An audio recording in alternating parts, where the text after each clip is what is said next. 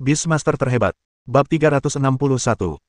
Melihat informasi tentang merpati matahari berkobar, Li Qian hanya bisa berpikir bahwa ia memang hewan peliharaan dengan potensi kaisar tingkat 8. Statistiknya sungguh luar biasa.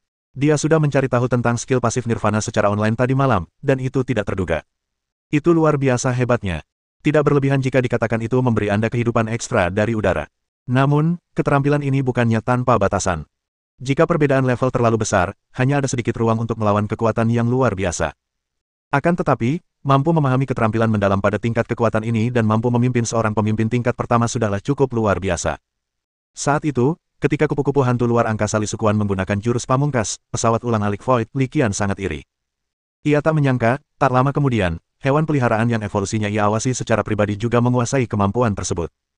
Tentu saja, dari segi nilai, keterampilan melintasi ruang hampa yang dikuasai kupu-kupu hantu luar angkasa Li Sukuan seharusnya lebih berharga. Karena Void Travel merupakan skill fungsional, sedangkan Solar Flame merupakan skill ofensif. Menurut pemahaman umum, keterampilan ofensif kurang berharga dibandingkan keterampilan fungsional. Setelah keterkejutan awal, Li Qian melambaikan tangannya. Kicau-kicau. Ayam itu berkicau beberapa kali dan dengan patuh mendarat di sampingnya. Penonton di tribun dapat melihat adegan ini dengan jelas. Mereka semua mengalihkan pandangan ke arah Li Qian. Namun, tatapan mereka cukup rumit. Ada yang iri, ada yang ingin menjilat, dan ada pula yang cemburu. Li Qian memandang sekelilingnya dan dengan tenang menghadapi tatapan mata yang tak terhitung jumlahnya. Sejak memutuskan untuk mengubah hewan peliharaannya yang telah berevolusi, dia telah mempersiapkan dirinya secara mental untuk menjadi pusat perhatian. Menjaga profil rendah merupakan salah satu cara bertahan hidup, sedangkan eksposur pada profil tinggi merupakan cara lain. Mulai hari ini, Universitas Penjinak Binatang Sasu pasti akan lebih memperhatikan dirinya sendiri. Hal yang sama seharusnya berlaku pada pemerintah federal, Asosiasi Beastmaster, dan Asosiasi Peternak. Nilai yang dapat diberikan oleh seorang jenius pengasuhan super jauh lebih besar daripada seorang jenius dalam hal pertempuran. Jadi dia tidak khawatir sama sekali. Terlebih lagi, Li Qian sangat menyadari bahwa seiring bertambahnya jumlah hewan peliharaan tingkat tinggi yang dibiarkannya, ia tidak bisa lagi bersikap rendah hati. Tidak ada jalan lain, kekuatan kita tidak mengizinkannya. Ini luar biasa. Aku tak pernah menyangka Li Qian dari Universitas Penjinak Binatang Sasu akan berevolusi menjadi merpati matahari terbakar. Suasana riuh itu terus berlanjut beberapa saat, hingga para hadirin agak tenang, sebelum pembawa acara akhirnya berbicara. Saat tuan rumah berbicara untuk meredakan ketegangan, ketertiban agak pulih. Pembawa acara melanjutkan, selanjutnya, mari kita sambut Dekan Mage dan Dekan Longjue dari Akademi Pelatihan Universitas Penjinak Binatang Kansai, Dekan Tiankui dari Akademi Pelatihan Universitas Penjinak Binatang Jiangnan, dan Asosiasi Pelatih Kota Kansai. Pembawa acara wanita cantik itu memiliki suara yang merdu, tetapi tidak ada seorang pun yang memperhatikannya saat itu. Sebelum suaranya bahkan menghilang sepenuhnya, beberapa sosok bergegas keluar dari barisan depan tribun dan kotak VIP. Li Qian memandang para senior yang bergegas keluar untuk memastikan hasil, agak bingung. Daftar yang baru saja disebutkan tuan rumah tampaknya tidak memiliki banyak orang. Bukannya ada penipu yang menyelinap masuk. Yao Feng, kamu bahkan tidak masuk dalam dewan juri kali ini, jadi kenapa kamu terburu-buru begitu antusias? Magi, dengan punggungnya yang bungkuk namun gerakannya luar biasa lincah, mengumpat keras. Bagaimanapun juga, saya adalah salah satu juri dalam kompetisi ini. Pria yang dipanggil, Yao Feng, itu adalah seorang pria tua berusia 60-an. Ia menjawab tanpa ragu, soal jumlah sesi, apakah penting? Katakan saja, apakah saya memenuhi syarat untuk menjadi hakim? Tapi Lin Cheng, kau orang tua, apa urusanmu dengan ulasan ini? Si tua Yao Feng membalas Maji, lalu mengarahkan senjatanya ke orang tua lain. Lelaki tua itu, Lin Cheng, berambut putih dan berwajah muda, tampak lembut dan santun. Namun, ketika ia berbicara, ia menggunakan bahasa yang sangat vulgar, sialan, Pak Tua Yao, ada apa denganmu? Apa yang salah dengan Lao Su, seorang guru yang telah mendidik para Grandmaster, mengevaluasi pekerjaan seorang junior? 7 atau 8 lelaki tua, masing-masing kuat dan senior, datang dengan berisik ke sisi Li Qian. Untuk sesaat, Li Qian merasa sedikit canggung dan tidak tahu harus berbuat apa. Para senior, ini, anak muda, jangan gugup. Kami di sini hanya untuk memastikan. Menurutku, sama sekali tidak ada masalah dengan evolusi merpati matahari. Kau pasti akan menjadi juara dalam hal pembiakan di tantangan mahasiswa baru ini, kata Dekan Longjue dari Universitas Penjinak Binatang Kansai sambil tersenyum ramah. Tidak seperti orang lain yang memusatkan perhatiannya pada merpati api, Dekan Institut Pelatihan Universitas Penjinak Binatang Kansai memusatkan seluruh perhatiannya pada Li Qian. Din Longjue jelas memahami perbedaan nilai antara ayam yang bertelur emas dan ayam itu sendiri. Jadi sementara yang lain bergegas menyaksikan terbenamnya matahari yang terik, dia asyik mengobrol riang dengan Li Qian. Anak muda, namamu Li Qian, kan? Bagaimana pendapatmu tentang Universitas Penjinak Binatang Kansai kita? Mendengar ini, Li Qian segera menyadari apa tujuan pria itu. Akan tetapi, seseorang tidak boleh memukul wajah yang sedang tersenyum, jadi dia membalas dengan senyuman standar dan berkata, "Halo. Siapa namamu?" Meskipun pembawa acara baru saja memperkenalkan mereka, semuanya ditumpuk menjadi satu, dan Li Qian tidak tahu yang mana yang sesuai dengan yang mana. "Saya Long Jue, Dekan Akademi Pelatihan di Universitas Penjinak Binatang Kansai." Ekspresi Long Jue tetap tidak berubah, senyumnya masih ramah seperti biasa. "Dekan Long, halo. Saya pikir Universitas Penjinak Binatang Guanxi hebat, sama seperti Universitas Penjinak Binatang Sazu kita, fantastis." Li Qian menjawab, melanjutkan topik sebelumnya, tetapi ia menyebutkan Universitas Penjinak Binatang Sazu dalam jawabannya. Implikasinya cukup jelas. Namun, Dekan Long tampaknya tidak mendengarnya dan melanjutkan, bukan hanya Universitas Penjinak Binatang Kansai, tetapi juga kota Kansai adalah kota dengan sejarah yang sangat kaya. Kota ini memiliki lanskap alam dan budaya yang luar biasa. Setelah kompetisi ini berakhir, masih ada beberapa hari sebelum sekolah dimulai, jadi kalian bisa datang dan bersenang-senang di sini, ajak Long Jue. Li Qian tersenyum dan mengangguk, jika saya punya kesempatan, saya pasti akan datang dan merasakan keindahan kota Kansai. Keduanya mengobrol seperti teman lama, dan suasananya cukup harmonis. Li Qian harus mengakui bahwa Dekan Long memang sangat berpengalaman dalam berurusan dengan orang dan benda, dan memberi orang perasaan hangat dan nyaman. Pada saat ini, orang lain yang telah lama menyaksikan terbenamnya matahari yang terik akhirnya menyadari apa yang tengah terjadi. Mereka mulai mengalihkan perhatian mereka kembali ke Li Qian. Bab 362. Semua orang mengalihkan perhatian mereka ke Li Qian, membuatnya tegang dan gelisah. Tidak mungkin aku tidak gugup diawasi oleh 7 atau 8 pria tua. Mereka mulai berceloteh, membuat gendang telinga Li Qian sedikit sakit. Sekelompok orang berbicara sekaligus, menciptakan kekacauan, dan mustahil untuk mendengar apapun dengan jelas. Akhirnya, Dekan Long Jue berdeham dan memulihkan ketertiban. Baiklah, orang-orang tua, aku tahu kalian punya banyak pertanyaan, tapi tidak baik terus-menerus memblokir tempat ini. Jangan lupa, apa tujuanmu datang ke sini? Kamu harus memberi kami hasilnya. Sebagai wakil Long Jue, Mage adalah orang pertama yang memimpin, berjalan menghampiri dan menepuk bahu Li Qian. Li Qian, bagus sekali. Apapun hasil pemilu nanti, aku pasti akan memilihmu. Melihat Mage dan Long Jue berhasil menaklukkan Li Qian dengan upaya terkoordinasi mereka, yang lain akhirnya menyadari apa yang sedang terjadi dan berhenti mengepung Li Qian. Sebaliknya, mereka menyambutnya dengan senyuman, persis seperti dua rubah tua di depan mereka. Li Qian, bagus sekali. Saya Tian Kui, Kepala Akademi Penjinak Binatang Universitas Jiangnan. Dekan Tian Kui sudah cukup tua, tetapi dia tampak energi dan memiliki kehadiran yang kuat dan mengesankan. Ia menepuk bahu Li Qian sambil tersenyum, ingatlah untuk lebih sering pulang ketika ada waktu. Ketika kamu tiba di kota Nandu, datanglah dan kunjungi Universitas Penjinak Binatang Jiangnan. Akhirnya, dia menambahkan, ngomong-ngomong, aku pasti akan memberimu tiket ini tanpa ragu. Petik 2. Datanglah ke Universitas Penjinak Binatang Zonghai untuk pertukaran pelajar dan belajar ketika Anda punya waktu. Profesor Sun Hongyi sudah sering menyebut Anda. Petik 2. Meskipun aku tidak punya tiket, aku tetap mendukungmu dengan teguh. Petik 2. Selanjutnya, 7 atau 8 rekan senior masing-masing mengobrol dengannya selama beberapa menit. Li Qian menanggapi dengan senyuman dan anggukan. Namun demikian, saya tetap memiliki beberapa keluhan dalam hati, terutama terhadap mereka yang tidak mempunyai hak pilih. Apa gunanya bicara baik-baik jika Anda bahkan tidak punya hak untuk memilih? Tentu saja, Li Qian tahu betul bahwa pada titik ini, hak pilih tidak lagi penting. Setelah Larry Jiu meraih kemenangan, kejuaraannya praktis terjamin. Bro, kamu hebat. Kamu idolaku.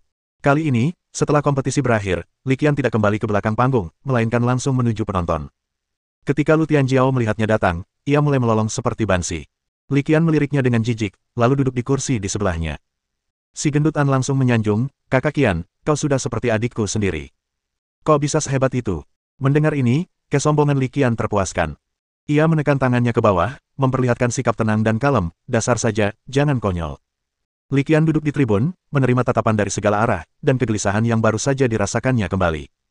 Li Qian, orang-orang tua tadi, ya. Apa yang dikatakan guru, dengarkan saja dan jangan dimasukkan ke hati. Tak lama setelah Li Qian duduk, sesosok tubuh bergegas menghampiri. Ia mengenali orang itu. Ge Yuming, ketua tim Universitas Penjinak Binatang Sazu untuk kompetisi ini. Guru Ge Yuming bisa dibilang pemuda yang menjanjikan. Dulu, saat memimpin tim, beliau selalu menunjukkan sikap tenang dan kalem. Namun, kali ini, wajahnya dipenuhi kecemasan. Meskipun dia bukan guru di akademi pelatihan itu, dia merasa terhormat bahwa sekolahnya sendiri telah menghasilkan pelatih yang berbakat, dan mereka juga dapat memperoleh manfaat nyata. Pada momen krusial ini, kita tidak boleh membiarkan sekolah lain mencuri bakat kita, sehingga kita tidak mendapatkan hasil apapun dari usaha kita. Justru karena itulah dia bergegas tanpa henti, tidak menunjukkan sedikit pun sikap seorang guru. Bibir Li Qian berkedut sedikit saat mendengar bagaimana guru Ge Yuming berbicara kepada para senior dari sekolah lain. Wah, cukup gamblang. Dekan dan guru hanya mengungkapkan kekhawatiran mereka dan tidak banyak bicara. Li Qian tahu apa yang dikhawatirkan Ge Yuming dan memberinya tatapan meyakinkan. Dia menghargai persahabatan lama dan tahu cara bersyukur. Universitas Penjinak Binatang Sazu memberinya bantuan yang luar biasa meskipun awalnya sederhana, dan kini ia dapat dianggap telah tumbuh dewasa, meskipun dengan kecepatan yang cukup pesat. Namun, ia tidak akan pernah melupakan kepercayaan ini. Oleh karena itu, kecuali jika terjadi hal-hal yang tidak diinginkan, ia akan memprioritaskan Universitas Penjinak Binatang Sazu untuk studi universitasnya di masa mendatang dan bahkan untuk pilihan-pilihannya di kemudian hari. Selanjutnya, Li Qian mengobrol dengan Ge Yuming selama beberapa menit lagi, lalu memfokuskan pikirannya pada tempat kompetisi. Saat ini, masih ada 3 ruang pembiakan yang belum dibuka. Masih ada waktu, jadi Li Qian tidak terburu-buru dan dengan sabar memperhatikan dengan tenang. Sementara itu, Fatian dan Lu Tianjiao di sampingnya terus mengobrol. Jelas, gejolak di hati mereka belum mereda. Li Qian tidak berpartisipasi dalam percakapan mereka, tetapi hanya sesekali ikut memberikan komentar. Akhirnya, tepat ketika Li Qian mengira kompetisi akan berakhir seperti ini, sebuah kejadian tak terduga tiba-tiba terjadi. Ruang inkubasi kedua terakhir yang dibuka memancarkan cahaya evolusi yang menyilaukan, sama seperti milik Li Qian. Tentu saja, skala kejadiannya tentu tidak sebesar kejadian Li Qian. Hahaha, sukses, sukses. Naga zamrudku, akhirnya diteliti dan dikembangkan. Ruang pembiakan terbuka, memperlihatkan pemandangan di dalamnya. Seorang anak laki-laki yang acak-acakan menatap cahaya evolusi yang menyala-nyala dan tertawa lebar. Saat suaranya jatuh ke tanah, dari cahaya evolusi, seekor naga barat, seluruh tubuhnya berwarna hijau zamrud dan dengan 2 tanduk seperti cabang pohon di kepalanya, melompat keluar. Anak laki-laki ini mungkin merasa bahwa dengan intensitas tantangan mahasiswa baru, dan telah mengetahui metode evolusi naga zamrud, kejuaraan adalah hal yang pasti, jadi dia tidak menahan diri sama sekali dan tetap mempertahankan sikap arogan. Pada tahun-tahun sebelumnya, dengan prestasi seperti itu, ia dapat dengan mudah mengamankan gelar juara, jadi sedikit kesombongan tidak akan menjadi masalah. Namun, tahun ini berbeda. Li Qian, si jenius ini, telah tiba dan menemukan jalur evolusi merpati matahari. Dibandingkan dengan yang pertama, metode evolusi naga zamrud tidak ada apa-apanya. Lagi pula, bahkan naga zamrud yang telah menyelesaikan evolusinya pun baru mencapai peringkat pertama kaisar. Hahaha. Sang juara, buah reinkarnasi, semuanya milikku. Anak laki-laki berambut panjang itu tertawa terbahak-bahak. Ia melihat sekeliling dan segera menyadari ada yang tidak beres. Karena dia tidak mendengar satupun sorakan atau tepuk tangan. Suasananya sunyi senyap. Hal ini sangat membingungkannya. Bab 363. Anak laki-laki berambut panjang itu tidak pernah tahu bagaimana dia pergi. Setelah mengetahui kebenarannya, wajahnya menjadi semerah pantat monyet. Saya begitu malu sampai-sampai ingin merangkak ke dalam lubang di tanah. Faktanya, hasilnya tidak buruk. Selain Li Qian, dia cukup menonjol di antara orang banyak. Kalau saja dia tidak bersikap sombong setelah membuka ruang pembiakan, tidak bersikap percaya diri, dan tidak menyatakan dirinya sebagai juara, dia pasti sekarang bisa berdiri tegak dan menuai kehormatan yang besar. Tapi sekarang, dia tentu saja telah menerima banyak penghargaan, tetapi dia cukup malu saat menerimanya. Tawa penonton terasa bagai pisau yang menusuk jantungnya. Itulah sebabnya tatapannya terhadap Li Qian dipenuhi dengan kebencian. Kalau bukan karena permintaan penyelenggara, dia pasti ingin kabur saja. Namun, karena kristal jiwa itu sangat berharga, dia tidak tega melarikan diri begitu saja. Jadi dia tidak punya pilihan selain menerima penghargaan itu, meskipun dia merasa sedikit bersalah. Penampilannya yang canggung dan dramatis membuat orang ketiga di sebelahnya tertawa terbahak-bahak. Setelah lelucon, tantangan mahasiswa baru akhirnya berakhir. Kenyataannya, bagi Li Qian dan Lu Tianjiao, pertandingan mereka sudah berakhir. Ada kompetisi lain selama 3 hari berikutnya, tetapi itu adalah proyek arkeologi dan tidak ada hubungannya dengan itu. Li Qian akan memikirkannya matang-matang. Dalam 3 hari ke depan, haruskah ia langsung kembali ke Universitas Penjinak Binatang Sazu, mengunjungi kampung halamannya, atau, seperti saran Dekan Longjue, berkeliling kota Guanxi. Itulah yang dipikirkan Li Qian, tetapi rencananya segera terganggu. Karena malam itu juga, segala macam orang datang kepadanya. Xiaolan, kepala keluarga Xiao saat ini dan wakil dekan Akademi Pertempuran di Universitas Penjinak Binatang Kansai, segera menemukannya. Li Qian sama sekali tidak terkejut bahwa keluarga Xiao telah menemukannya. Bagaimanapun, merpati api merupakan hewan peliharaan kesayangan nenek moyang mereka. Li Qian juga sangat menghormati keluarga Xiao. Nenek moyang mereka memberikan banyak kontribusi bagi kota Moyuan ini dan bagi umat manusia. Tentu saja, rasa hormat itu satu hal, bisnis itu hal lain. Metode evolusi yang saya kembangkan dengan susah payah, memeras otak, dan dengan sedikit bantuan kode curang, bukanlah sesuatu yang akan saya serahkan begitu saja. Faktanya, Xiaolan tidak membicarakannya. Permintaannya adalah untuk membantu keluarga Xiao mengembangkan beberapa merpati matahari terbakar. Harga yang ditawarkan pun sangat menggiurkan Li Qian. Mereka tidak hanya menyediakan semua bahan-bahannya, tetapi mereka juga mengenakan harga ekstra tinggi. Li Qian tidak punya alasan untuk menolak dan langsung setuju. Dalam waktu 6 bulan, mereka akan membantu mereka berevolusi menjadi merpati matahari berkepala 3. Evolusi Sundov relatif sederhana, tetapi tidak mudah untuk mengasah keterampilan penyerapan cahaya hingga sempurna. Chicken Hair adalah individu yang berbakat, dan melalui latihan yang tekun, ia menguasai keterampilan ini. Meski begitu, butuh waktu yang cukup lama untuk berlatih hingga mencapai tingkat yang sempurna. Sedangkan untuk ayam berbulu merah lainnya, Li Qian tidak yakin, tetapi dia cukup yakin bahwa dia bisa mengelolanya dalam waktu 6 bulan. Setelah mengantar Xia Hulan pergi, kurang dari 5 menit kemudian, seorang perwakilan perusahaan datang menemuinya. Perusahaan penelitian hewan peliharaan Magnolia. Li Qian tidak dapat menolak perwakilan perusahaan. Karena Yulan Pet Research Company merupakan salah satu perusahaan teratas di seluruh Federasi Xia Timur, dan memiliki kerjasama dengan banyak universitas hewan peliharaan. Universitas Penjinak Binatang Sazu adalah salah satunya. Li Qian memperlakukan perwakilan perusahaan dengan sopan. Tentu saja, karena prestasi saya, pihak lain relatif sopan. Dia mempertahankan senyum profesionalnya sepanjang waktu. Saya mengobrol sebentar dengannya dan menanggapi permintaannya untuk bekerja sama. Tentu saja, ini terutama merupakan beberapa hal yang disengaja dan mirip kerangka kerja. Mengenai rincian spesifiknya, Li Qian menghindari pertanyaan tersebut dengan mengatakan bahwa waktunya terbatas dan ia perlu membicarakannya dengan keluarganya. Setelah akhirnya berhasil berurusan dengan orang-orang dari perusahaan Yulan, tak lama kemudian, perwakilan perusahaan lain muncul di hadapannya. Pada saat ini, Li Qian benar-benar mulai tidak sabar. Setelah menghabiskan lebih dari 10 menit, dia langsung keluar pintu, memanggil An Pangzi dan Lu Tianjiao, dan meninggalkan hotel. Mereka tiba di pasar malam di kota Moyuan dan mulai menikmati beberapa tusuk sate barbeque. Gemuk, Laolu, apa kalian berdua punya ide? Sejak kompetisi berakhir sore ini, aku tidak pernah merasa tenang.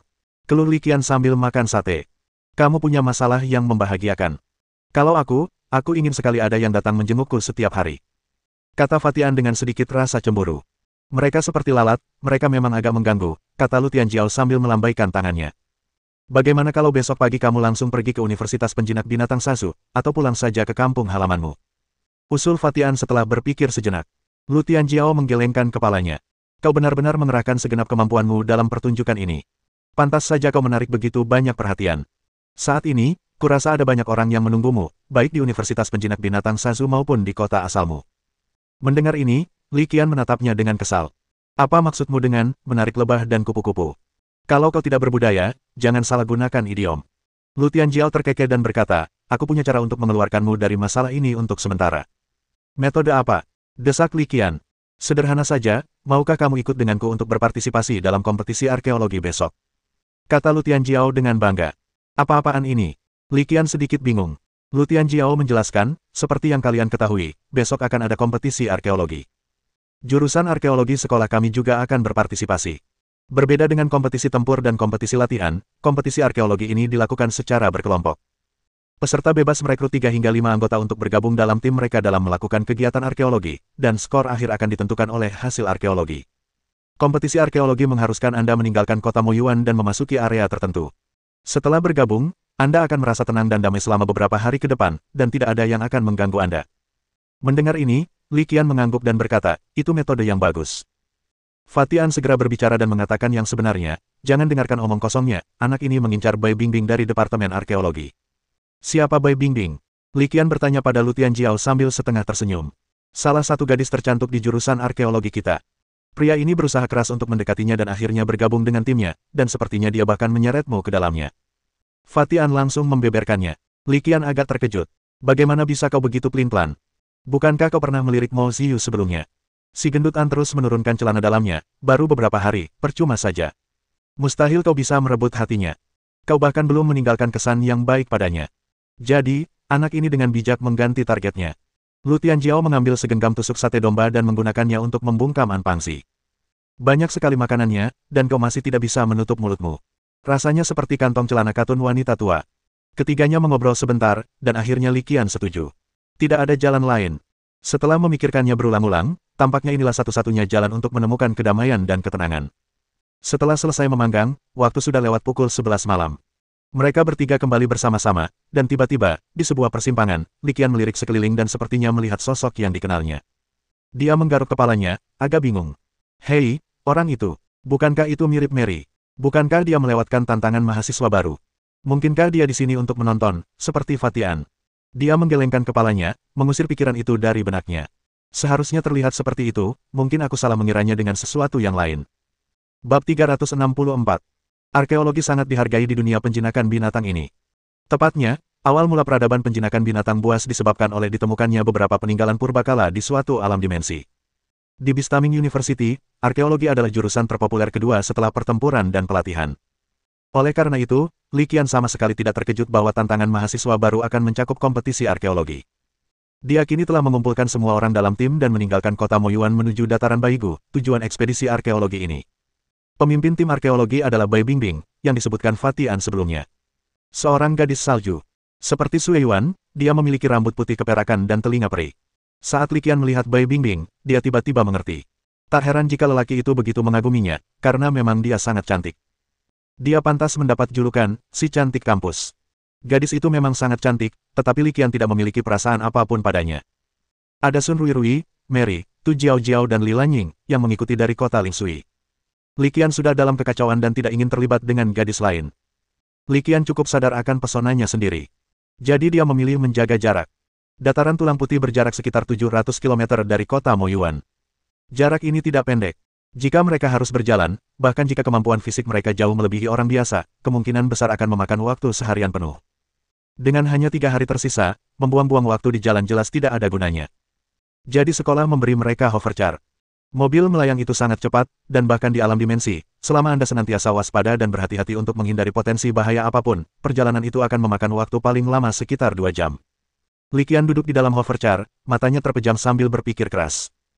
Kemarin sore, setelah menerima hadiahnya, buah reinkarnasi, dan setelah berkonsultasi dengan Ge Yuming dan tidak menemukan kontraindikasi, Li Qian langsung memakan buah berwarna abu-abu pucat itu. Li Qian mengantisipasi bahwa mengonsumsi buah ini akan menimbulkan semacam reaksi. Namun, kenyataan ternyata sangat berbeda dari harapannya. Rasanya seperti makan buah biasa, tanpa ada yang aneh sama sekali. Seharusnya itu tidak palsu, kan? Li Qian tak dapat menahan diri untuk bertanya, namun segera menepis anggapan itu. Sebagai salah satu hadiah kompetisi, dan memang yang paling penting, panitia penyelenggara tidak mungkin mencurinya. Terlebih lagi, meski panitia penyelenggara menganggap buah reinkarnasi berharga, mereka tidak akan mengambil risiko merusak reputasi mereka jika menyimpannya untuk diri sendiri. Oleh karena itu, Li Qian cukup yakin bahwa seharusnya tidak ada masalah dengan buah reinkarnasi ini. Bersandar di mobil, merenungkan masalah ini, Li Qian perlahan tertidur. Dia tidur sangat nyaman, dan dalam keadaan linglung, dia tampak memimpikannya banyak hal. Di kehidupan masa laluku di bumi, versi lain dari diriku mengalami hal-hal seperti pergi ke sekolah, mengikuti ujian masuk perguruan tinggi, bekerja dari jam 9 sampai jam 5, pergi kencan buta. Ingatan yang tadinya agak kabur, entah kenapa menjadi luar biasa jelas. Rasanya seperti berada di bioskop, menonton segala hal tentang diri Anda di layar. Qianzi. Setelah waktu yang entah berapa lama, sebuah suara yang familiar tiba-tiba terdengar di telinganya. Li Qian tiba-tiba terbangun dan membuka matanya. Lu Tianjiao berdiri tepat di depannya, menyeringai, dan bertanya, "Kakak, bukankah kamu tidur nyenyak tadi malam?" Li Qian dengan santai memberikan alasan, "Bukan hanya tadi malam. Beberapa hari terakhir ini, aku telah bekerja keras untuk kompetisi. Akhirnya berakhir, tapi kemudian saya diganggu lagi." Tepat saat Li Qian sedang mengeluh dengan santai, Bai Bingbing berbalik dan menatapnya. "Li Qian, kita hampir sampai di dataran Tulang Putih, tidak jauh di depan." "Apakah kita hampir sampai?" tanya Li Qian sambil melirik keluar jendela mobil. Dia mengerutkan kening begitu melihat pemandangan di luar. Bumi berwarna hitam, dan langit berwarna abu-abu kabur, seperti kain lap kotor raksasa. Di bawah hovercar, di lapangan terbuka, tumbuh pepohonan yang jarang.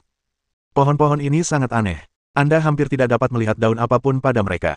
Batang pohon itu bengkok dan bentuknya aneh, tampak agak menakutkan.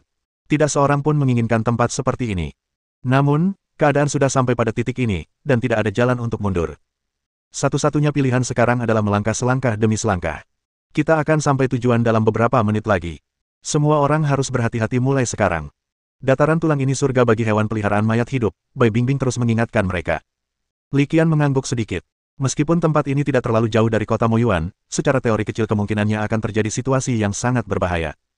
Namun, selalu lebih baik untuk berhati-hati dalam segala hal. Jangan khawatir, bersama kami di sini, kamu bisa fokus pada arkeologimu. Seorang pemuda berwajah persegi menepuk dadanya dengan percaya diri. Dia juga anggota tim Bai Bingbing, dan namanya adalah Zhou Yuanhao. Baigu Yuan adalah tempat yang relatif berbahaya dalam radius 1000 mil dari kota Moyuan, jadi kita tidak boleh gegabah, Zhao Liuli, sahabat Bai Bingbing dan juga anggota tim, mengingatkannya. Saat mereka berbicara, hovercar itu telah berhenti di suatu tempat di Bone Plains. Mobil melayang itu turun perlahan-lahan dan akhirnya berhenti mendadak di area datar. Kelima orang itu keluar dari mobil. Gemerisik. Li Qian menginjak tanah untuk merasakan kelembutan tanah, tetapi ekspresinya tidak berubah. Setelah kelima orang itu keluar dari mobil, hanya pengemudi yang tersisa di dalam hovercar.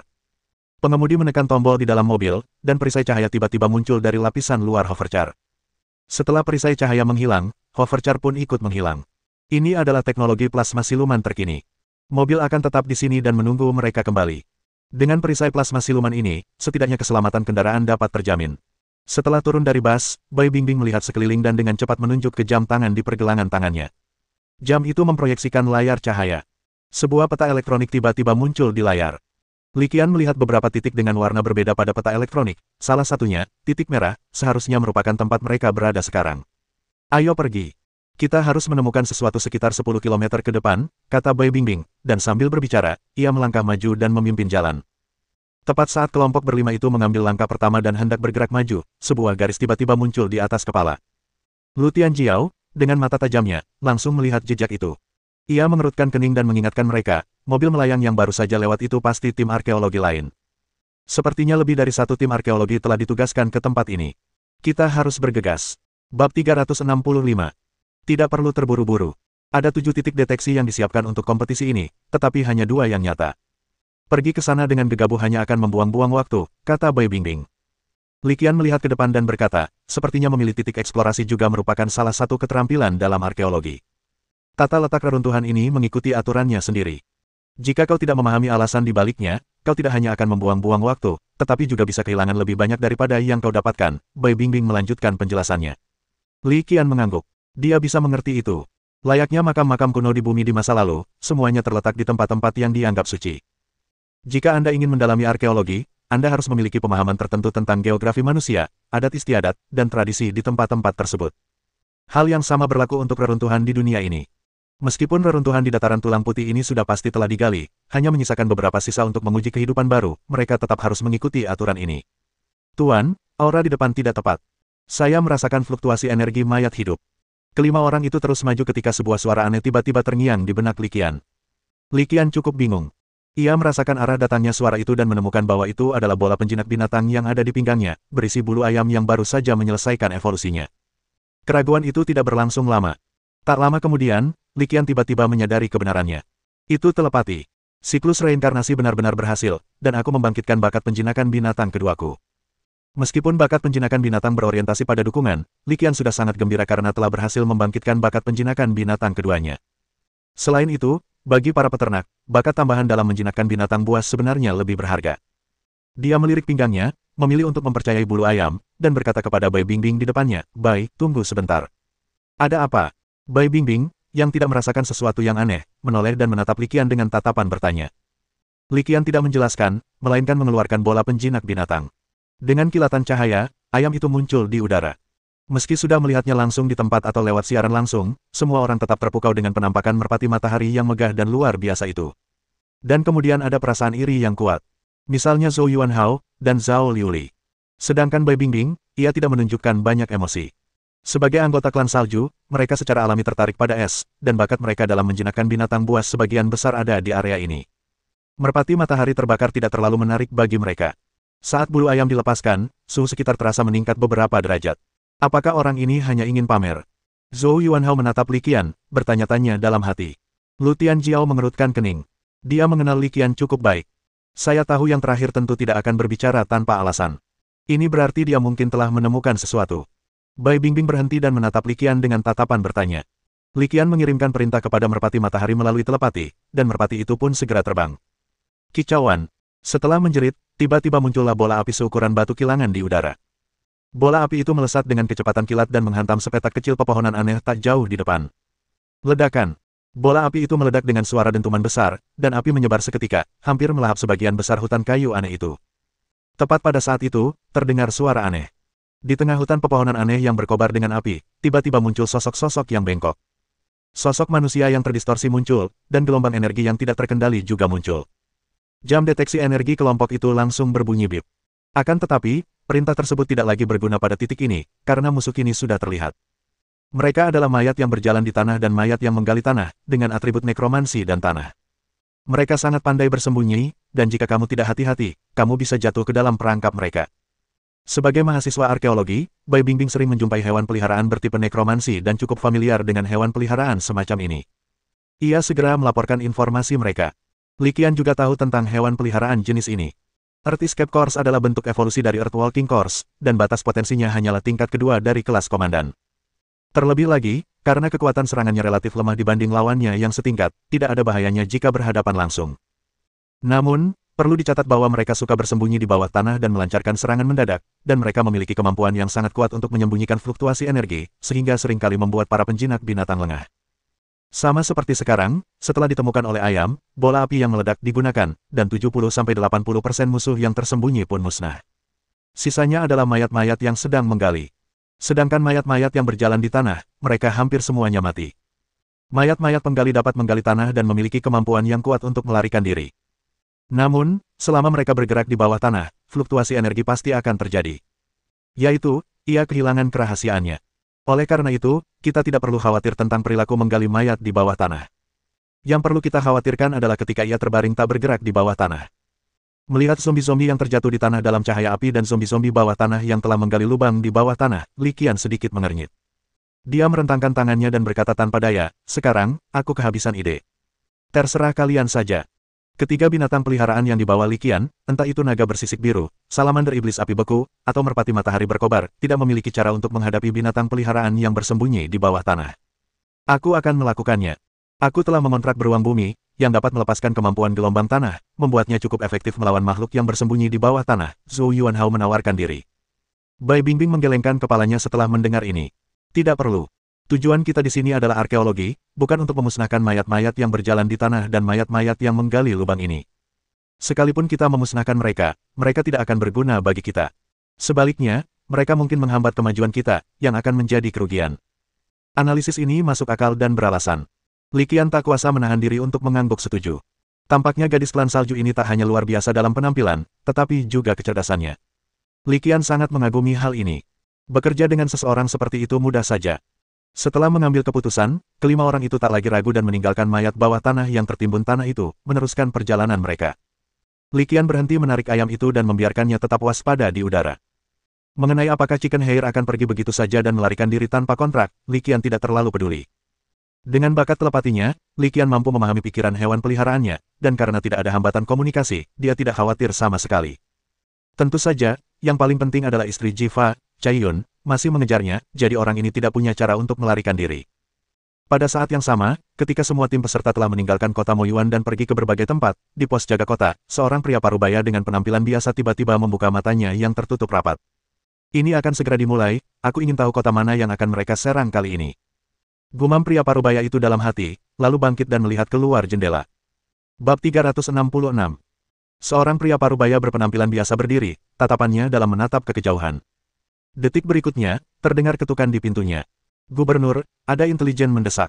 Ada dugaan jejak Si Kong Yue, pemimpin sekte pemuja dewa, di dekat kota Sitang. Seorang pemuda tampan memasuki ruangan dengan ekspresi serius dan melapor kepada pria parubaya di dalam. Pria parubaya itu mengabaikan ekspresi cemas pemuda tampan itu dan menunggu di pintu sejenak sebelum berbicara dengan tenang, aku tahu. Saya, wow. Pemuda tampan itu ragu sejenak, mengulurkan tangannya seolah ingin menekankan pentingnya masalah tersebut, tetapi kemudian menelan kembali kata-katanya. Akhirnya, dia tidak punya pilihan selain berbalik dan menutup pintu dengan hormat. Tak lama setelah pemuda tampan itu pergi, sosok pria parubaya itu tiba-tiba menghilang. Pemandangan berubah seketika, dan dalam sekejap mata, dia sudah berada di jalan.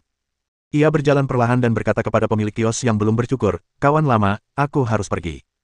Pedagang kaki lima yang tak bercukur itu, dengan sebatang rokok menggantung di bibirnya, melirik ke arah kios dengan malas. Ikan besar muncul. Memang ikan besar, Si Kong Yue, pemimpin sekte pemuja dewa. Pria parubaya berpenampilan biasa itu mengangguk. Pemilik kios yang tak bercukur itu mendesah pelan, sayang sekali kita tidak bisa menangkap ikan ini. Setelah jeda sejenak, dia melanjutkan, saya harap saya akan mendapatkan panen yang baik di sini. Jangan khawatir, begitu aku pergi, hama-hama itu pasti akan muncul. Mereka sudah lama merencanakannya, jadi mereka tidak akan menyerah. Saat itu, pria parubaya yang berpenampilan biasa itu tersenyum, kalau aku tidak pergi, mereka tidak akan berani bergerak. Setelah berkata demikian, ia berbalik dan bersiap pergi. Namun, begitu ia melangkah, ia seperti melihat sesuatu dan dengan lantang mengingatkannya, ngomong-ngomong, sekadar pengingat, jangan menipu anak muda, baik pria maupun wanita, atau kau akan dihukum. Begitu dia selesai berbicara, sosoknya tiba-tiba menghilang. Detik berikutnya, sekelompok sekitar 7 atau 8 orang, semuanya muda, menyerbu ke sudut jalan. Lihat, penipu tua itu ada di sana. Dia menipu saya $5.000 federal dengan ukiran kayu yang rusak. Bajingan tua, kau menipu gadisku. Saudara-saudara, hajar dia. Pemimpinnya adalah seorang pria bertampang garang dengan tubuh bagian atas telanjang dan ukiran naga serta burung phoenix di dada dan punggungnya. Ia melihat pemilik kios dan bergegas menghampiri tanpa sepatah kata pun. Sayang, orang tua ini tidak hanya menipuku, tapi juga memanfaatkanku. Di samping pria yang mengancam itu, seorang perempuan muda berpakaian minim dengan wajah penuh ide-ide teknologi dan kejam mengeluh dengan memelas. Fitnah. Hati-hati, aku akan menuntutmu atas fitnah. Kau memintaku membaca tulangmu dan meramal nasibmu. Pemilik kios yang tak bercukur itu dengan cekatan menggulung kain lap kiosnya, memambur ukiran kayu itu di punggungnya, lalu melesat pergi bagai angin puyuh. Dia masih menggumamkan umpatan-umpatan pelan, Xiao Yuyu, beraninya kau menipuku dan menghalangi persepsiku tentang langit dan bumi. Sambil mengumpat dan bersumpah, dia sudah berlari jauh seperti kelinci. 7 atau 8 pria dan wanita, yang jelas-jelas preman, menyaksikan tanpa daya saat jarak di antara mereka melebar. Di luar kota Moyuan, sekelompok kecil petualang sedang dalam perjalanan. Yang terakhir adalah seorang pemuda kurus yang tiba-tiba melarikan diri, dengan mengaku sakit perut. Di tengah semak belukar, pemuda itu melihat sekeliling, lalu merendahkan suaranya dan berkata pada arlojinya, fluktuasi energi spasial tingkat legendaris telah terdeteksi di luar kota Moyuan. Seharusnya itu adalah ular iblis misterius milik Xiao Yuyu. Begitu pemuda itu selesai berbicara, tiba-tiba terdengar suara berat dan agak serak dari arloji. Sesuai rencana, mulailah operasi. Dataran tulang putih, di hutan pepohonan aneh. Li Qian dan keempat rekannya mencari ke 5 arah berbeda. Bai Bingbing melihat sekeliling dan kemudian berkata dengan yakin, seharusnya di sini. Lu Tianjiao mengerutkan kening. Bingbing, kami sudah mencari di sini berkali-kali, tapi kami tidak menemukan jejak yang berarti. Li Qian merenung sejenak, lalu mengingatkan, mungkin ini bukan tentang awal dan akhir. Kita mungkin perlu mempertimbangkan tingkat atas dan bawah. Mendengar ini, Bai Bingbing sedikit tersipu, merasakan makna tersembunyi dalam kata-kata Li Qian. Namun, ia segera menyadari apa yang dimaksud Li Qian dan menatap tanah. Maksudmu? Zhou Yuanhao pun mengerti maksud Li Qian, dan langsung memberi perintah kepada beruang bumi di sebelahnya, beruang bumi, gunakan jurus pisah bumi. Setelah menerima perintah Zhou Yuanhao, beruang bumi setinggi 6 meter itu meraung, tubuhnya berkilau dengan kilau coklat kekuningan. Ia mengangkat kedua kaki beruangnya ke atas kepalanya, mengumpulkan gelombang energi yang mengerikan, lalu membantingnya ke tanah. Gemuruh. Beruang bumi menghantamkan cakarnya ke tanah sambil meraung keras, menerbangkan awan debu. Setelah debu mengendap, retakan sepanjang 10 meter dan kedalaman 7 atau 8 meter muncul di tanah. Kelompok itu segera membungkuk untuk menyelidiki dan segera menemukan tangga batu di dasar celah, yang mengarah ke bagian bumi yang lebih dalam. Benar saja, lokasinya benar. Memang ada reruntuhan di sini. Melihat ini, Lu Tianjiao langsung menatap Bai Bingbing dan memujinya. Apa langkah selanjutnya? Li Qian melirik anak tangga di dasar celah, lalu bertanya dengan suara rendah. Jumlah mereka ada 5 orang, dan mereka pasti tidak bisa turun semua. Seseorang harus tetap berada di luar. Jika terjadi kesalahan pada lokasi keluar, itu akan menjadi masalah nyata.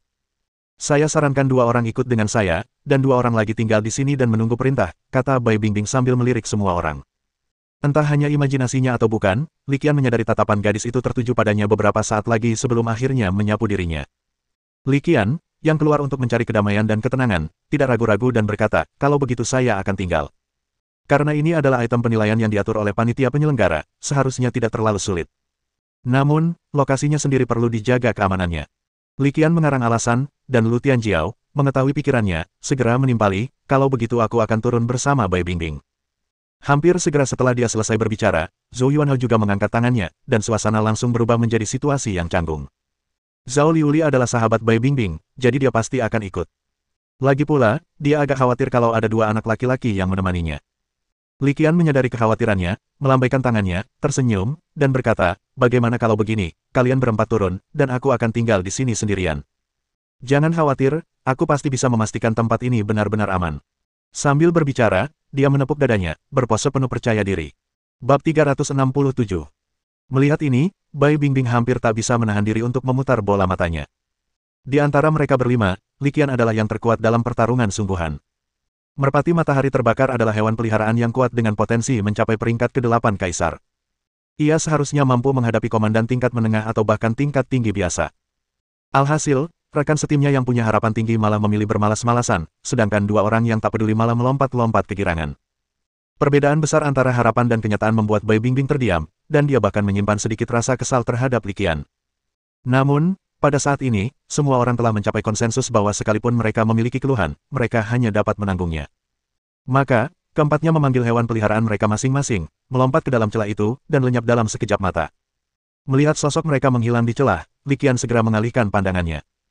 Ia melihat sekeliling, menemukan batu bersih, dan duduk bersila. Situs ini sudah pasti telah digali oleh pihak berwenang, jadi seharusnya tidak ada sesuatu yang berharga tersisa, dan tentu saja, tidak mungkin menimbulkan bahaya tingkat tinggi. Bahkan jika mereka menghadapi bahaya di reruntuhan bawah tanah, dengan komunikator jarak pendek yang kuat, mereka dapat segera menghubungi satu sama lain. Kami dapat segera memberikan bantuan ketika saatnya tiba, dan bantuan itu akan tepat waktu.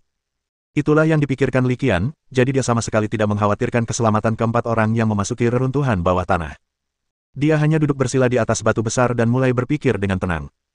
Setelah berpikir sejenak, dia menyadari bahwa bakat menjinakkan binatang buas berupa telepati sangat cocok untuknya. Integrasi yang mulus. Berdasarkan kondisi ayam tersebut, ia dapat memberikan perintah kepada peliharaannya tanpa hambatan apapun, berkomunikasi secara normal dengannya, serta menahan dan mengaturnya. Selain tidak dapat membawa binatang buas ke ruang penjinakan binatang dan menikmati pemulihan staminanya serta fungsi pertumbuhan yang dipercepat, hal itu tidak ada bedanya dengan kontrak. Makna terbesar dari melakukan ini adalah ia dapat mengembangkan Extreme Sky Eagle dan Tidal Sea Spirit untuk dibawa bersamanya. Alternatifnya, mereka dapat dipelihara di alam rahasia No. 3 pada hari-hari biasa dan dibawa keluar saat dibutuhkan, sehingga menghilangkan batasan jumlah kontrak. Secara teori, ia dapat memerintah banyak sekali binatang peliharaan, tetapi tentu saja, perintah tersebut tidak akan pernah semulus kontrak. Pada saat-saat kritis, Anda tidak dapat memaksa hewan peliharaan Anda berkorban untuk melindungi tuan Anda, dan Anda harus selalu menghadapi risiko hewan peliharaan Anda ditelantarkan. Akan tetapi, risiko-risiko ini tidak ada apa-apanya dibandingkan dengan potensi manfaatnya.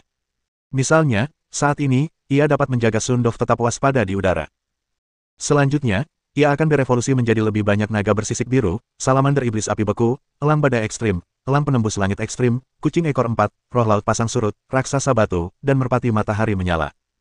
Jika dia memasuki alam dimensi untuk berlatih di masa depan, dia dapat dengan bebas memilih binatang peliharaannya berdasarkan misi dan tujuan. Memikirkan hal ini, senyum tipis tanpa sadar muncul di bibir Li Qian. Li Qian telah memperoleh banyak hal dari berpartisipasi dalam tantangan mahasiswa baru kali ini, dan dia cukup puas dengan hasilnya. Ia duduk di atas batu besar, merencanakan rencana masa depannya, dengan bulu ayam berputar-putar di atas kepalanya, memberi peringatan kepada sekelilingnya. Sekitar setengah jam kemudian, tiba-tiba suara langkah kaki menarik perhatian Li Qian. Sebuah tim tingkat atas, yang terdiri dari 5 orang, muncul di hadapannya. Kelima orang itu menatap Li Qian, lalu keretakan, dan akhirnya memfokuskan pandangan mereka pada ayam di udara. Anda Li Qian dari Universitas Penjinak Binatang Sasu, orang yang memenangkan tempat pertama dalam kompetisi pengembang biakan. Tanya seorang anak laki-laki berotot di tim yang beranggotakan 5 orang. Li Qian tidak menjawab. Tidak perlu menanggapi informasi ini. Mereka sudah yakin ketika melihat ayam itu. Setelah tantangan mahasiswa baru ini, reputasi Li Qian di kalangan Universitas Penjinak Binatang Federasi Sia Timur tidak hanya terkenal, tetapi juga cukup menonjol. Li Qian, reruntuhan ini, anak laki-laki berotot itu menunjuk ke arah retakan di tanah. Li Qian tahu apa yang ingin dia katakan, dan tanpa ragu, dia langsung menolaknya, dengan mengatakan, kami menemukannya. Li Qian, aku perlu bicara denganmu tentang sesuatu. Seorang anak laki-laki berambut licin tiba-tiba menyela dari belakang anak laki-laki berotot itu.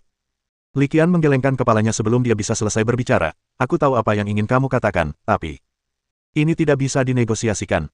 Kecuali kau bisa mengalahkanku. Kompetisi arkeologi ini tidak melarang pertikaian antar peserta, artinya mencuri karya orang lain secara diam-diam diizinkan.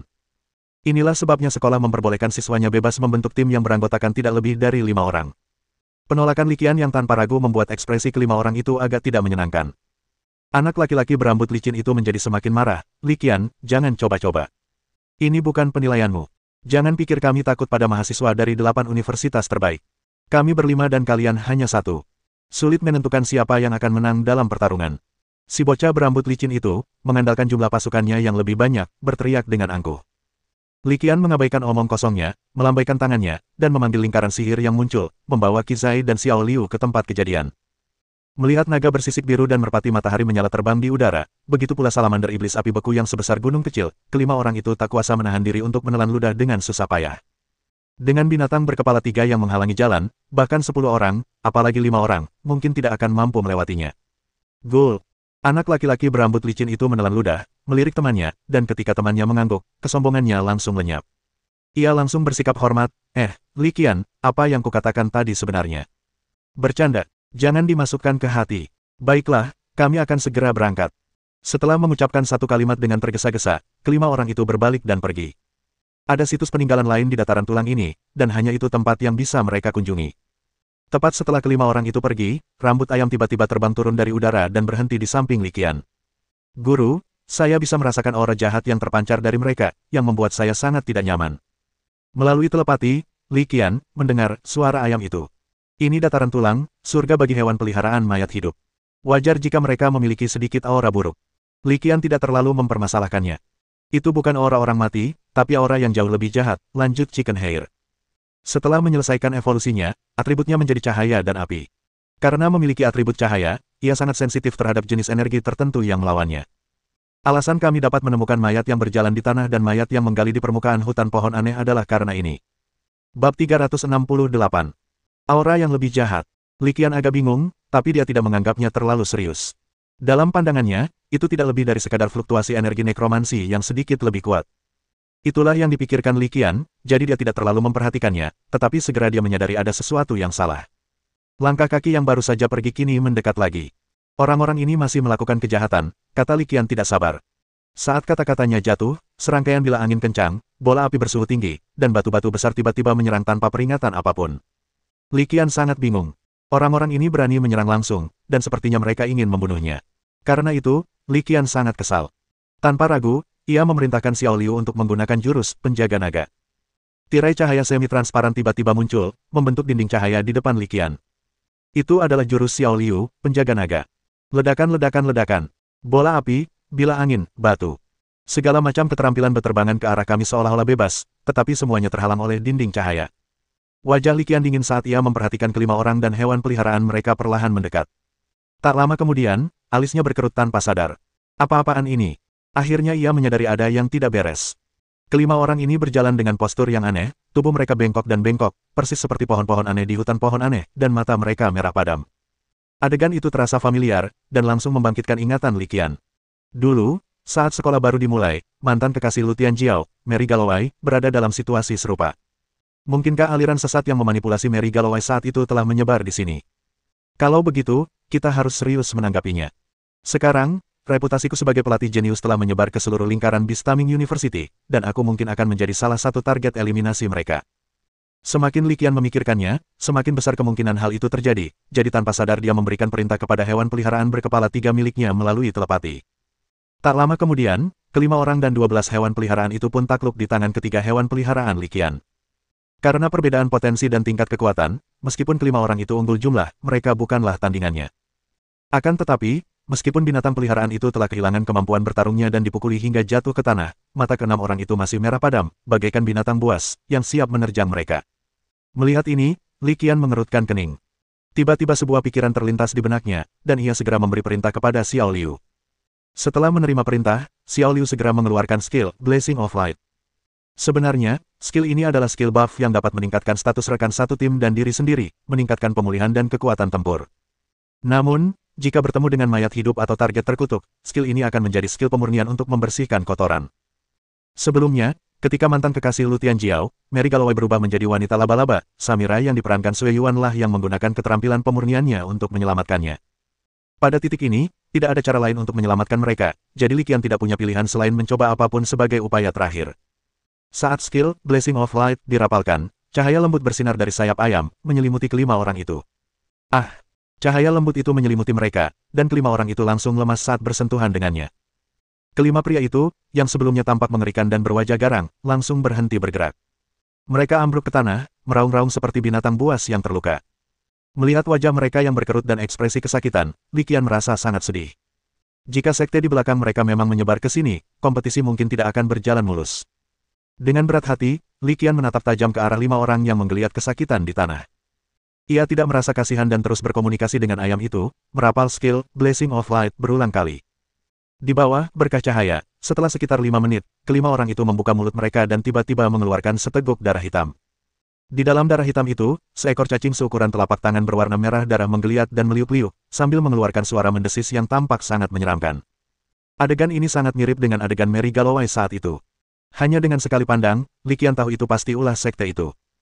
Dipaksa keluar oleh skill, berkah cahaya lembut itu terasa bagai air mendidih bagi cacing merah tua, dan ia berjuang mati-matian. Namun, Begitu dipisahkan dari tubuh manusia, cacing daging berwarna merah darah itu meronta dan meronta-ronta sejenak, seperti ikan yang keluar dari air, sebelum terdiam dan akhirnya hancur serta berubah menjadi gumpalan asap abu-abu. Setelah cacing daging berwarna merah darah meninggalkan tubuh mereka, kelima orang itu langsung terdiam. Setelah cacing daging berwarna merah darah menguap menjadi asap abu, Li Qian menghampiri mereka untuk memeriksa. Kelima orang itu masih bernapas dan tidak dalam bahaya kematian. Mereka hanya pingsan. Di pintu keluar celah, Li Qian melirik hewan peliharaan yang tergeletak sembarangan dan 5 orang yang sudah pingsan. Setelah berpikir sejenak, ia memutuskan untuk menggunakan komunikator berkekuatan tinggi untuk menghubungi keempat orang di bawah tanah. Setelah mengirim pesan, sekitar 3 menit berlalu tanpa ada balasan, yang membuat Li Qian mengerutkan kening. Mungkinkah sesuatu terjadi di bawah tanah juga? Memikirkan hal ini, Li Qian mengerutkan kening, mempertimbangkan apakah dia harus melompat turun untuk melihatnya. Tetapi saat itu, getaran samar tampaknya datang dari retakan itu. Li Qian segera berhenti dan memberitahu hewan peliharaan berkepala tiganya untuk bersiap dan menunggu perintahnya untuk bertindak kapan saja. Getaran itu makin lama makin keras, dan sekitar semenit kemudian, disertai suara ledakan yang keras, sekelompok 4 orang melompat keluar dari celah tanah, masing-masing dari mereka tertutup debu dan tampak sangat acak-acakan. Apa yang terjadi? Li Qian sedikit bingung ketika melihat pemandangan ini dan langsung bertanya. Ada orang besar di belakang kita. Lu Tianjiao menatap Li Qian seolah melihat seorang penyelamat, menunjuk ke arah retakan, hampir menangis saat ia menuduhnya. Di sampingnya ada 2 binatang peliharaan, seekor rusa pemindah gunung dan seekor mosasaurus. Ketika Li Qian melihat kura-kura mosasaurus, pupil matanya sedikit mengecil. Meskipun hewan peliharaan Lu Tianjiao tidak semenakutkan yang ia temui saat penyerangan di kota Zonghai, ia tetap cukup menakjubkan. Lagi pula, ini adalah hewan peliharaan tingkat kaisar. Meskipun belum sepenuhnya dewasa, ia hanya memiliki kekuatan pemimpin tingkat kedua, yang masih di luar jangkauan hewan peliharaan biasa. Sedangkan untuk angsa 5 warna, Li Qian tidak melihatnya.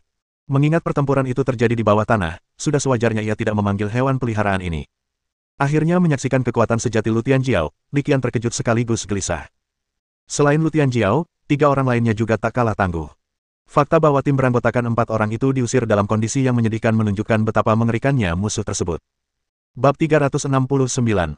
Li Qian menatap retakan itu dengan saksama, ingin melihat benda mengerikan apa itu. Klik klik klik.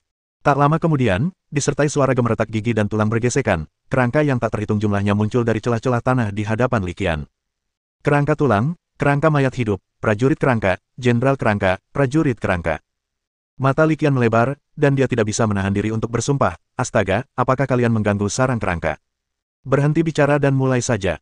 Merpati mataharimu efektif melawan mereka, jadi seharusnya lebih mudah menghadapi mereka, kata Lu Tianjiao cemas. Zhou Yuanhao, Bai Bingbing, dan Zhao Liuli sudah terlibat dalam pertempuran dengan pasukan kerangka. Li Qian menatapnya sejenak, lalu tanpa ragu lagi, berteriak, kalian semua mundur, serahkan ini padaku. Bukan karena Li Qian terlalu percaya diri, tetapi karena berhadapan dengan pasukan kerangka yang tak ada habisnya, dia tidak punya pilihan selain memerintahkan Jiva untuk melancarkan jurus mematikan yang jangkauannya luas. Jika Lu Tianjiao dan kelompoknya tidak mundur saat menggunakan keterampilan semacam ini, mereka kemungkinan akan terluka secara tidak sengaja. Lu Tianjiao menebak tujuan Li Qian, dan tanpa ragu, ia adalah orang pertama yang bergegas keluar dan meninggalkan medan perang. Melihat Lu Tianjiao telah mundur dari medan perang, Bai Bingbing, Zhou Yuanhao, dan Zhao Liuli mengikutinya dan mundur juga. Rambut ayam, gunakan jurus hujan matahari. Melihat semua orang telah mundur, Li Qian segera memberi perintah kepada rambut ayam melalui telepati. Setelah menerima perintah, ayam itu terbang ke udara dan berubah menjadi matahari kecil, cahayanya yang sangat terang begitu menyilaukan sehingga hampir mustahil untuk membuka mata seseorang. Di dalam cahaya itu, bola-bola cahaya yang tak terhitung jumlahnya, kira-kira seukuran kepala, jatuh bagaikan tetesan air hujan yang jatuh di daun pisang. Bola-bola cahaya ini, meskipun kecil, sangat kuat. Setiap kali berdesis, mereka menimbulkan kerusakan fatal pada pasukan kerangka. Tulang-tulang patah, tubuh meleleh, kepala meledak. Kerangka demi kerangka berjatuhan. Yang beruntung bisa berjuang untuk sementara waktu, sementara yang malang mati saja. Bola-bola cahaya yang tak terhitung jumlahnya menghujani, membersihkan area luas di dekat retakan dalam waktu singkat, tidak meninggalkan apapun. Bai Bingbing dan 2 orang lainnya cukup terkejut dengan apa yang mereka lihat. Mereka telah mengalami sendiri betapa merepotkannya kerangka-kerangka ini. Mereka tidak ingin mengingat perasaan itu, tetapi pemandangan di hadapan mereka benar-benar di luar pemahaman mereka. Sejumlah besar kerangka dimangsa sesuka hati oleh merpati matahari terbakar milik Li Qian, seperti gandum, hampir tidak memiliki kekuatan untuk melawan. Seperti yang diharapkan dari seekor hewan peliharaan langka dengan potensi kaisar tingkat 8, aku harus membuat kontrak dengannya. Mata Lu Tianjiao berbinar. Itu memang agak tak terduga. Mata Zhao Liuli juga dipenuhi rasa iri. Tapi sayangnya, bakatku dalam menjinakkan binatang buas tidak ada hubungannya dengan elemen cahaya. Aku juga. Hewan peliharaan ini terlihat keren, tapi tidak cocok untukku, kata Zhou Yuanhao dengan sedikit penyesalan. Bahkan Bai Bingbing, yang sama sekali tidak memiliki hubungan dengan unsur cahaya maupun api, tidak dapat menahan diri untuk meliriknya beberapa kali lagi, hatinya tergugah oleh rasa gembira. Li Qian menyaksikan ayam itu mengeluarkan jurus, Sun Sower, yang langsung menghabisi sejumlah besar kerangka, tetapi ekspresinya tidak banyak berubah. Dia memperingatkan, jangan terlalu bersemangat dulu. Skill ini memang kuat, tapi juga menguras banyak energi. Hewan peliharaanku tidak bisa menggunakannya berkali-kali. Jika retakan tanah tetap seperti ini, kerangka-kerangka akan terus bermunculan, dan bahkan jika datangnya seekor merpati matahari yang bersinar terang lagi, itu hanya akan menjadi setetes air di lautan. Li Qian tetap sangat rasional dan tidak dibutakan oleh hasil langsung. Dia tahu betul bahwa alasan mengapa rambut ayam dapat menunjukkan postur yang tak terkalahkan terutama karena keunggulan atribut. Terlebih lagi, karena skill kerusakan area luas ini masih berada pada level pemula, ia tidak hanya menghabiskan banyak sumber daya, tetapi kekuatannya juga belum dilepaskan sepenuhnya. Jika saja kita bisa mencapai tingkat mahir, segalanya pasti akan jauh lebih baik, tetapi sekarang jelas sudah terlambat. 7, 6, kalian berdua pergi membantu juga. Melihat situasi telah stabil untuk sementara, Li Qian segera memberi perintah. Pada saat yang sama, Bai Bingbing dan dua lainnya juga memerintahkan hewan peliharaan mereka untuk bergabung dalam pertempuran. Karena keterbatasan celah, jumlah kerangka yang bisa merangkak keluar setiap kali terbatas, sehingga tercipta keseimbangan sementara antara hewan peliharaan dan lawan. Memanfaatkan momen ini, Li Qian langsung bertanya, apa sebenarnya yang terjadi? Bukankah ini tempat uji coba yang khusus disediakan untukmu oleh panitia penyelenggara kompetisi?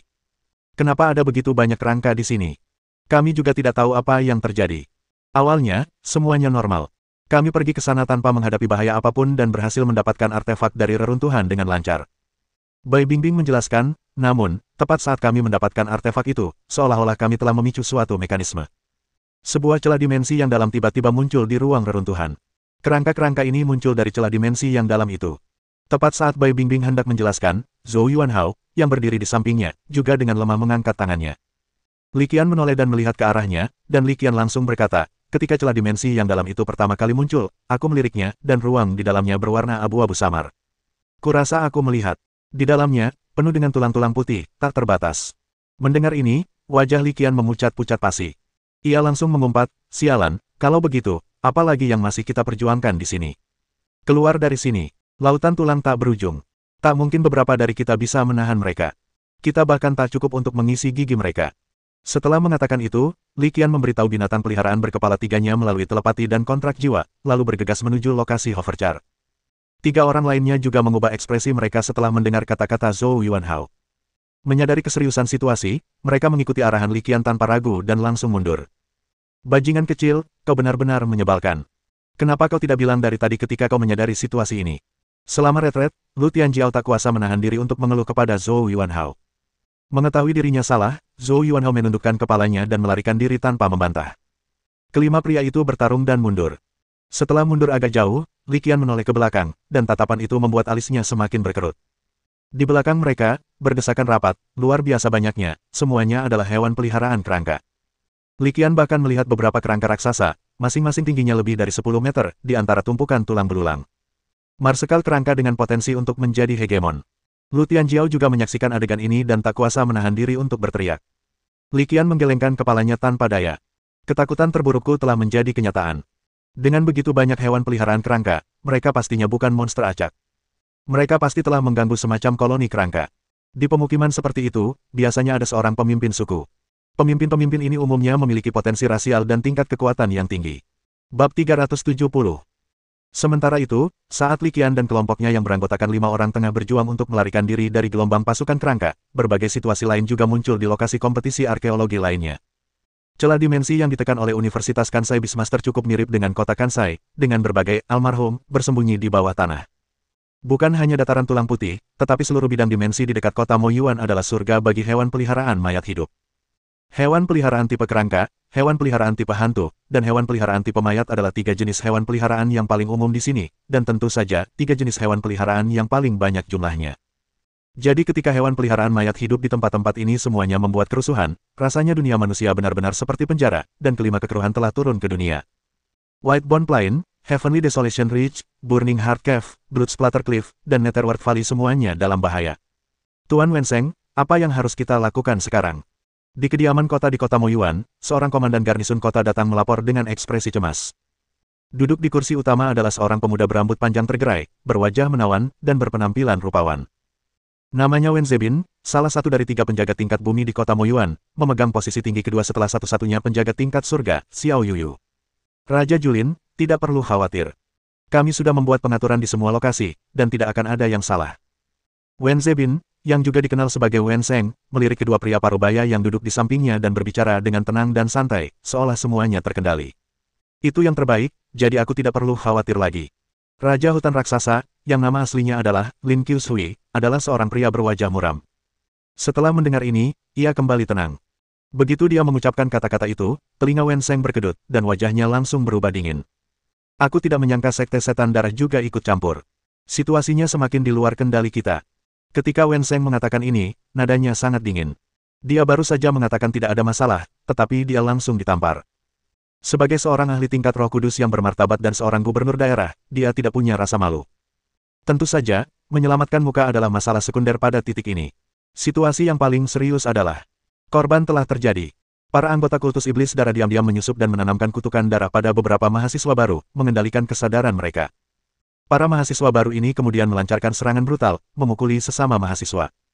Para mahasiswa baru benar-benar terkejut dan terkejut. Menurut pesan yang baru saja dikirim, 8 mahasiswa baru telah kehilangan nyawa mereka, dan puluhan lainnya terluka.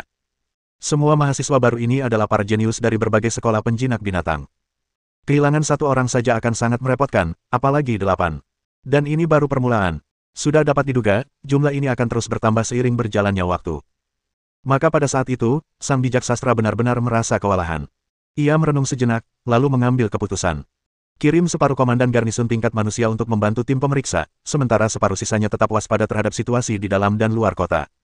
Wen Seng segera membuat pengaturan yang paling masuk akal saat itu. Mahasiswa baru yang telah terlibat dalam kecelakaan tidak disebutkan untuk sementara waktu, dan keselamatan mahasiswa baru yang tersisa harus dipastikan. Jika terlalu banyak orang yang jatuh, akan sulit dijelaskan meskipun situasinya telah dijelaskan sebelumnya dan kesepakatan telah dicapai. Lagi pula, sebagian besar orang tua murid baru tidak akan menerima perjanjian apapun atau mempertimbangkan kebenaran para penjinak binatang. Sage of Literature, serangan mereka terhadap tim ujian kemungkinan besar adalah taktik pengalihan. Target mereka kemungkinan besar adalah kota Moyuan. Jika kita mengalihkan terlalu banyak orang, akankah? Di samping Raja Julin, Raja Baichuan, yang tetap diam, menyuarakan kekhawatirannya. Sebenarnya, apa yang dikatakan Raja Baichuan tidak bisa lagi dianggap sebagai tebakan. Bisa dikatakan, konspirasi terbuka oleh pihak lain. Menyerang di tempat yang seharusnya mereka pertahankan. Wen Seng memahami prinsip ini dengan sangat baik. Wajahnya dipenuhi kepahitan saat ia menggelengkan kepala tanpa daya. Kita tidak bisa berbuat apa-apa. Sekalipun itu benar-benar tipu daya mereka untuk memancing kita menjauh dari gunung, kita hanya bisa patuh. Para kandidat itu adalah elit di antara mahasiswa baru angkatan ini. Jika kerugiannya terlalu besar, tidak akan ada cara untuk menjelaskannya kepada universitas penjinak binatang lainnya.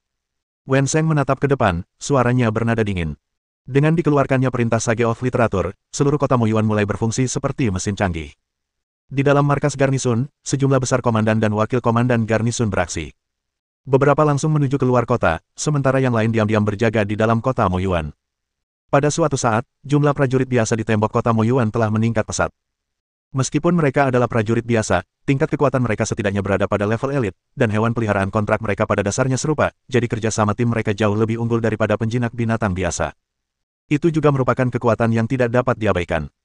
Tepat saat seluruh kota Moyuan bergerak cepat dan efisien, di dalam buah hati yang terbakar, seorang pria muda berambut hitam dan bermata hitam serta seorang pria seusianya yang berambut pirang dan bermata biru tengah mendiskusikan sesuatu dengan santai.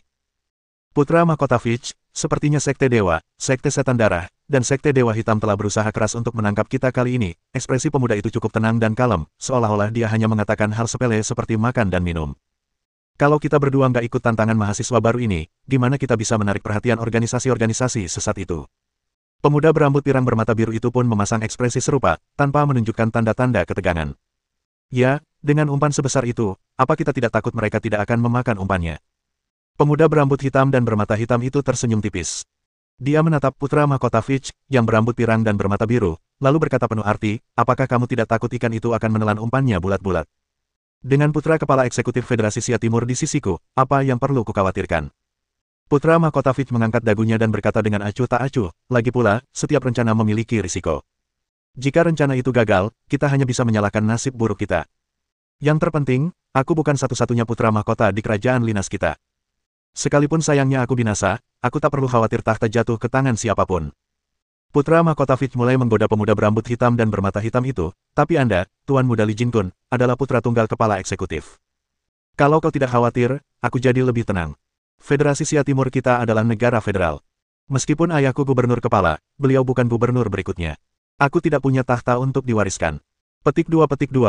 Kedua siswa muda itu saling menggoda sebentar, lalu meninggalkan gua hati terbakar. Melihat mayat-mayat api yang berdesakan di luar gua, ekspresi mereka tetap tidak berubah. Di samping mereka, dua pria yang tampak muda tetapi berbicara dengan suara pria parubaya mengikuti dari dekat. Jelas, keduanya adalah pengawal mereka masing-masing. Saat itu, pengawal dari Dongxia angkat bicara dan bertanya, "Tuan Muda, haruskah saya pergi membersihkan sampah ini?" Bersambung,